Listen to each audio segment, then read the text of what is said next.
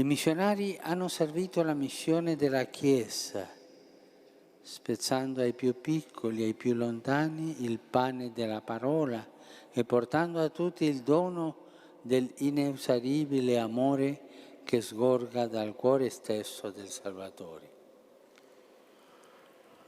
Così furono San Francesco della Val e Santa Maria dell'Incarnazione.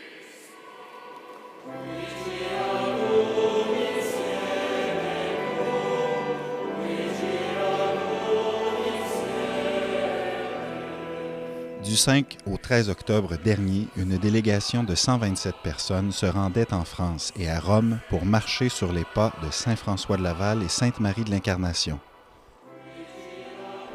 Ce pèlerinage se concluait par une célébration eucharistique présidée à Saint-Pierre de Rome par le pape François qui soulignait à cette occasion ses 2 récentes canonisations.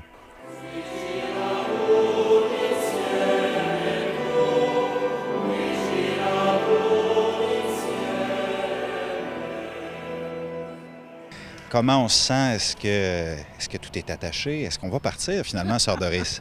Moi, je t'avoue, je suis bien contente d'avoir appris qu'en France, la grève était finie. Là, la semaine passée, ça m'énervait toujours un peu, mais là, je disais à Monseigneur de Laval et à Marie de l'Incarnation d'y voir. Là.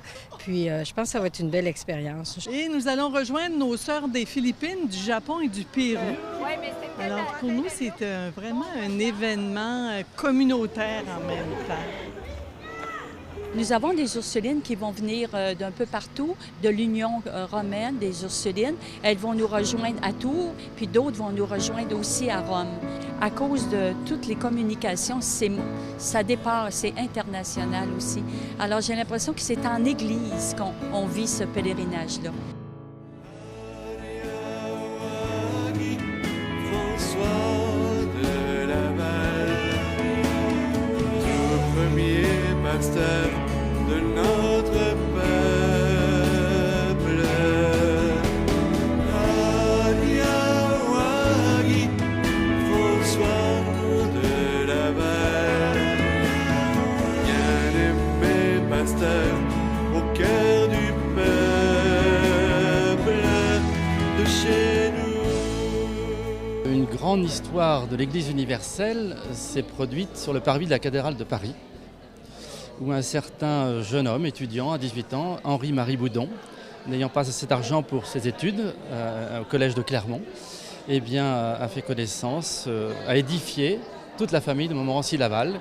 À cette époque, le Saint-Père, avec la propagande, ce qui s'appelait la propaganda, a nommé un certain Monseigneur Rode et pour trouver des prêtres pour partir en mission en Asie. Et ils n'ont trouvé personne dans toute l'Europe. Et à la fin, avant de repartir, on lui a dit « mais allez voir ce que tout Paris appelait les bons amis, tellement il faisait de bien dans tout Paris. » Et alors, Monseigneur de Laval, lui, espérait suivre tous ses amis étudiants et prêtres en Asie. Mais malheureusement, entre la couronne de France, Anne d'Autriche et puis la ville de Rouen qui dirigeait tout le commerce avec l'Amérique du Nord, ça ne se passait pas de la même manière. Monseigneur de Laval était de sang royal. Mais c'est Anne d'Autriche qui a gagné. Et Monseigneur de Laval, après avoir attendu 5 années à Caen, l'Ermitage de Caen, eh bien, il a été nommé à Québec.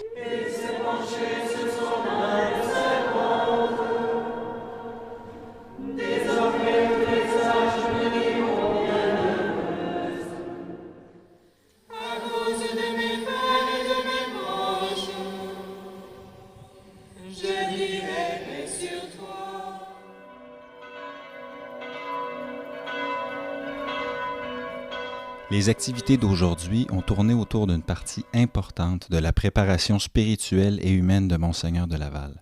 Nous avons quitté Chartres pour La Flèche.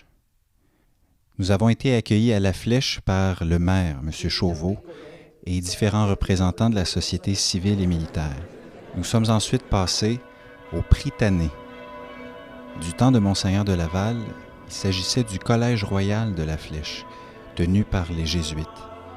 Monseigneur de Laval y a été de 8 à 18 ans et plusieurs de nos martyrs canadiens y sont aussi passés.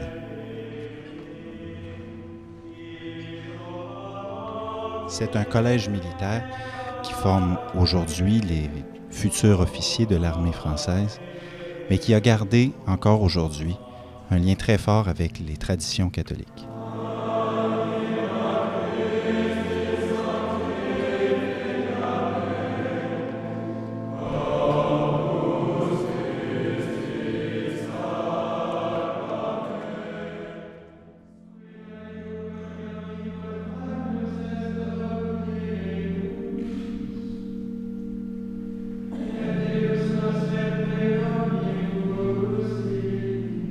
sommes ensuite passés à Solesmes, une abbaye bénédictin fondée en l'an 1010. Principalement connu pour avoir été un foyer important du mouvement liturgique de retour aux sources sous l'impulsion de Don Guéranger au début du 19e siècle. Nous y avons vécu un accueil très fraternel de la part des bénédictins. Nous avons ensuite vécu les vêpres dans une église où la nef et le chœur tout sobre contrastaient spécialement avec le foisonnement de la chapelle royale visitée dans l'avant-midi.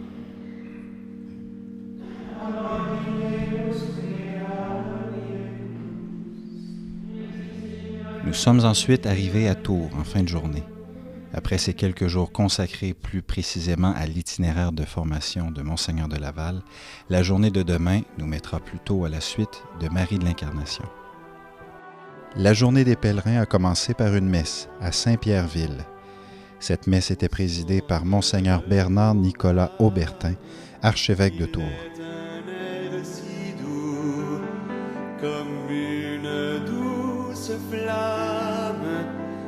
Puis la délégation des pèlerins a été reçue à la mairie par le délégué du maire pour un vin de l'amitié. Nous avons ensuite été accueillis pour le repas par les bénédictines du Sacré-Cœur de Montmartre. L'après-midi s'est déroulé sur les pas de Sainte-Marie de l'Incarnation, guidée cette fois par nos sœurs Ursulines. Nous avons pu voir les lieux de ses 40 premières années de vie avant sa grande traversée. Dans le Vieux-Tour, nous avons pu voir les rues où elle a vécu, travaillé. Nous avons aussi vu le premier monastère des Ursulines à Tours, avant même que Sainte-Marie y entre. Nous avons pu visiter l'endroit où elle aurait eu une vision déterminante pour sa vie spirituelle, que l'on a appelée la vision du sang.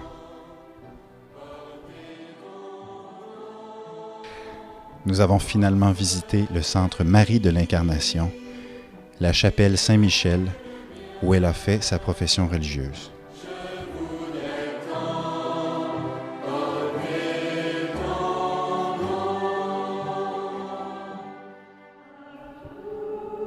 La journée s'est terminée par des vêpres dans la basilique de Saint-Martin.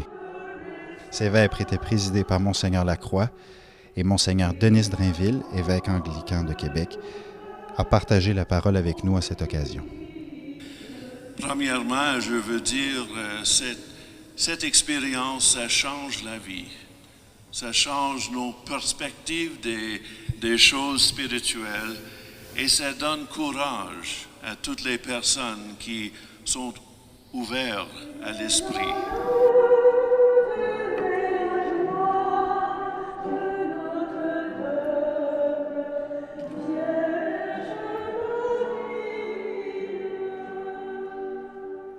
Ce matin, à 2 pas du Vatican, l'église Santa Maria in Traspontina a accueilli les pèlerins pour une Eucharistie présidée par Monseigneur Denis Grondin. Monseigneur Lacroix donnait pendant ce temps une conférence de presse en compagnie de Monseigneur Denis Drainville, évêque anglican de Québec, de son épouse, Madame Cynthia Patterson, du père Rossica et du père Lombardi. Ensemble, ils ont présenté les 2 nouveaux canonisés et ont ensuite répondu aux questions des journalistes. Nous avons terminé la journée par une veillée de prière à l'église Saint-Ignace d'Antioche, où nous avons eu la joie de voir notre groupe être rejoint par de nombreux pèlerins du Québec et d'ailleurs, notamment le chœur des jeunes de Vianney.